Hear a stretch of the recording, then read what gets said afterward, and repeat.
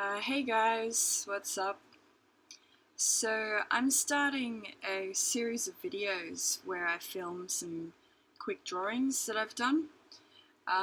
You can pick and choose what you like as you watch, and I'll talk a little bit as I go, but I won't go too much into details this time around because there's just not enough time. But you can pause and rewind and fast forward, whatever. You can do it all, so that if you want to draw it, you can just draw at your own pace. Sweet, so here are 5 different ways to draw dinosaurs. For the Triceratops, I'm using a large circle and an oval as guidelines for the head. And so I'm using these guidelines to kind of form a picture of the Triceratops in my imagination before I'm even putting it on paper. That might sound a little bit whack, but yeah, that's the whole idea of that.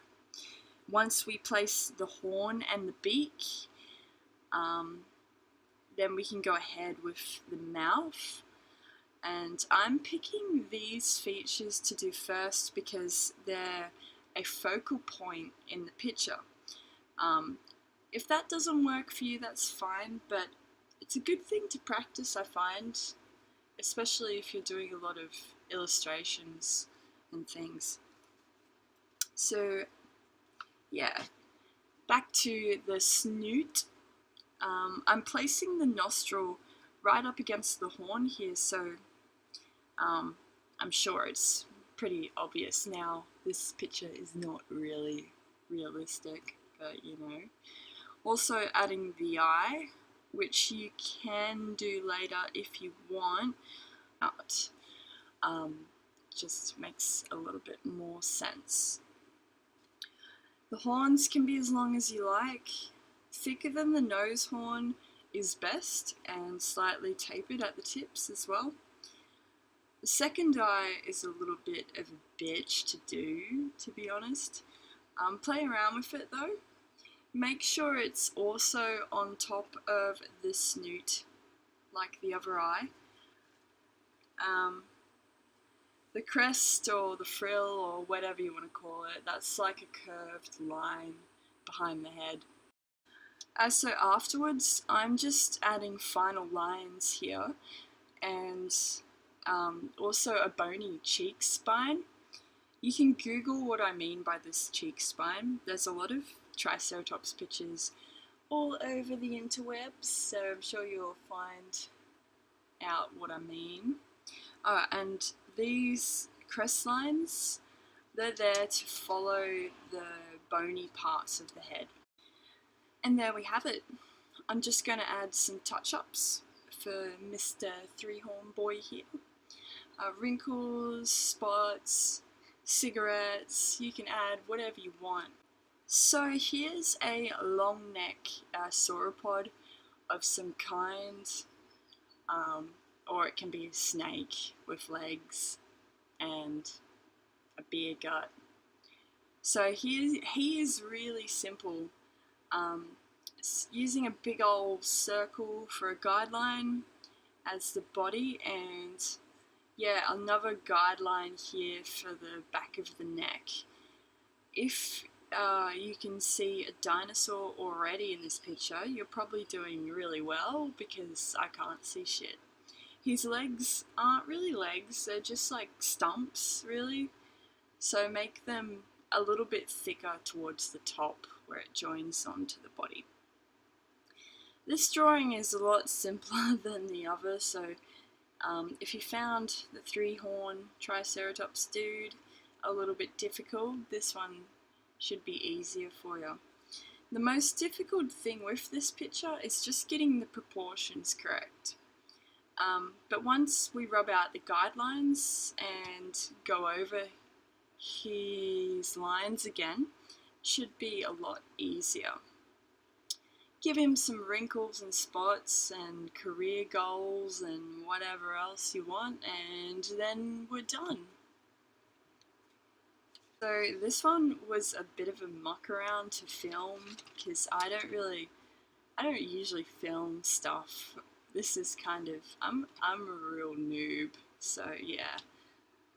The Stegosaurus starts off with some basic shapes that I've put together here to help you get like an idea of his body shape, which is quite different to a lot of animals that we see in our present day.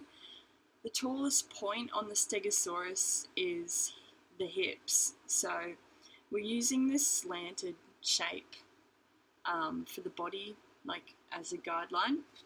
The other thing to remember is his little head, which is like pretty small.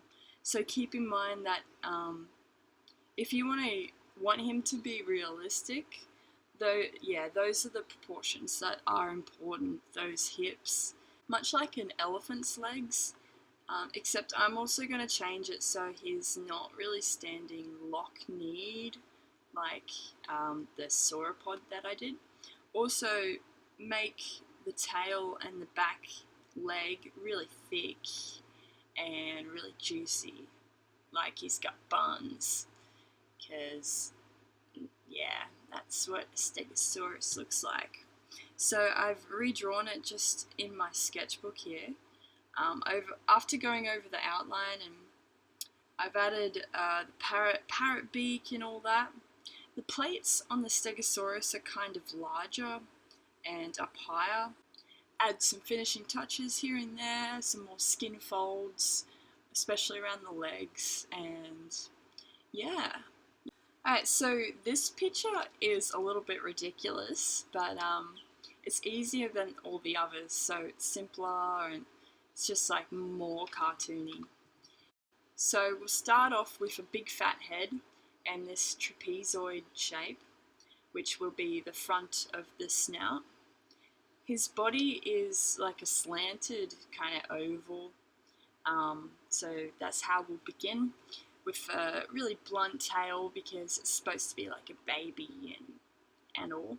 I don't know what kind of dinosaur this is meant to be, but I was just kind of thinking of Chomper from Land Before Time and Donald Duck, so this is the frightening thing that I came up with.